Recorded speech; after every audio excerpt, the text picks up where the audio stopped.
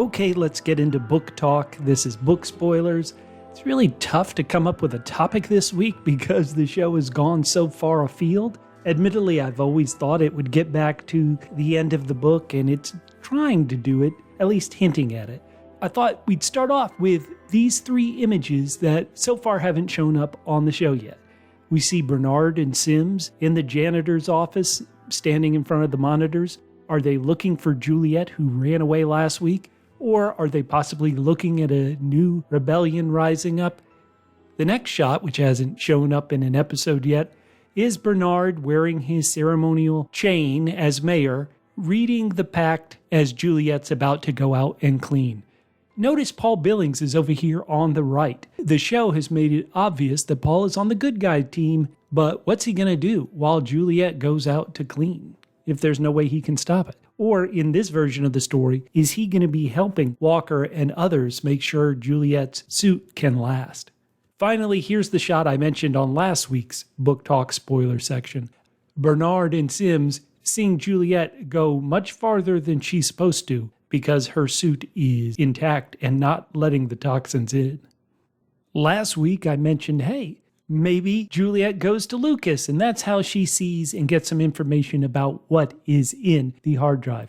That didn't happen. Lukas said no. Now she's free. She may have grabbed the hard drive as she jumped over the stairwell, so she could give it back to him. I would wonder if Lukas is smart enough to say, okay, let's make a copy of this, so I'll have a copy, then you can turn that in, and then nobody will have it. But based on the write-up for episode 9, The Getaway, which says, racked with guilt, Billings sets off on a personal mission only to discover a mind-blowing clue from Juliette. Maybe she gives the hard drive to Billings. We know it can be accessed via the sheriff's computer, and based on everything we know, that is ridiculous that you would allow the sheriff's computer to see what's in this hard drive, since the sheriff is in the sheriff is in the dark like all the other residents of the silo. Only Bernard and his team should be able to access this, but anyway.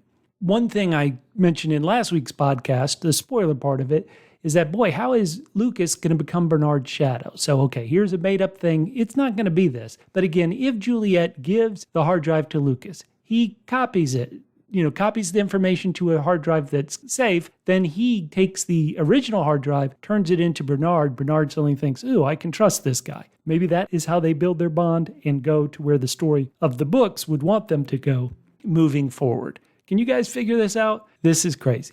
The only other thing I guess we could talk about, and admittedly this is speculation, is the show cut Scottie from the book, from the first novel, Wool the Omnibus. Why would they have done it? Well, admittedly this will be speculation, but let's put on our speculating hat and see if we can figure it out.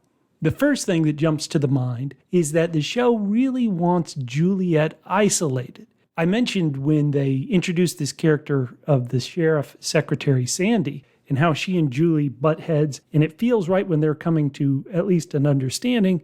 Sandy says, peace out, I feel like I'm being watched, I'm transferring to the mids.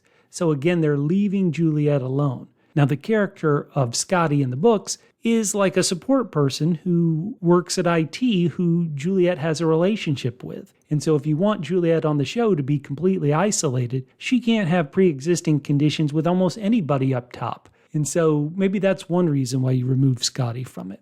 Maybe a second reason why you remove Scottie from it is Scottie's fate. Scottie dies in the book, and there's some ways that you could read this as he dies as a result of Juliette pushing him to do things that Bernard and the people in charge didn't want him to do. And so maybe you don't want another death after you've killed so many characters in the show. Maybe you don't want a character to have a death as an indirect action of Juliette's actions. And so those are the reasons that jump to my mind. Why do you guys think they cut Scottie from the book? Now, there's rumors online, I haven't seen it, that Hugh Howey claims he fought for Scottie.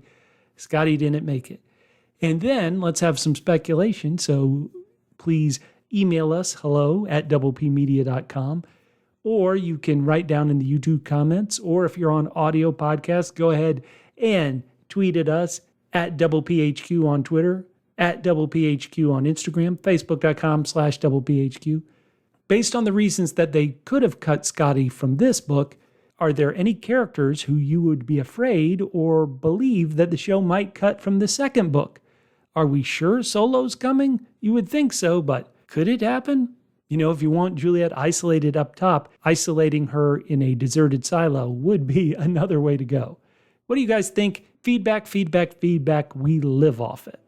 We have some spoiler feedback. First and foremost, Trouble Follows wrote, non-book and book reader are on the same level. Reading the book doesn't spoil anything. No idea how the season ends. Well, that's true.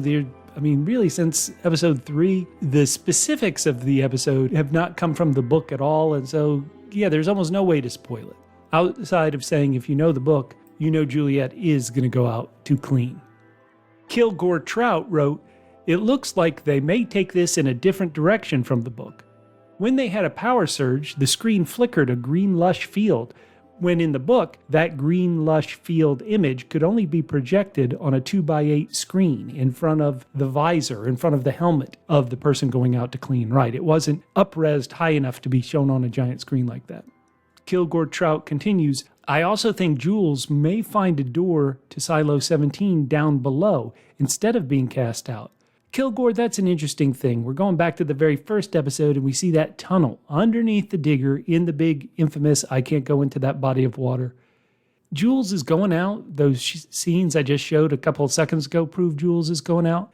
But perhaps Jules will come back into this Silo 18 via that tunnel down below. Kilgore Trout finishes their feedback by saying, Apple may just turn it all into a big mystery box so people will talk. Well, I hope people will talk. The more people who love Silo, the more who listen to this podcast, and hopefully join us on this crazy ride. Thank you for giving such great feedback and joining as well.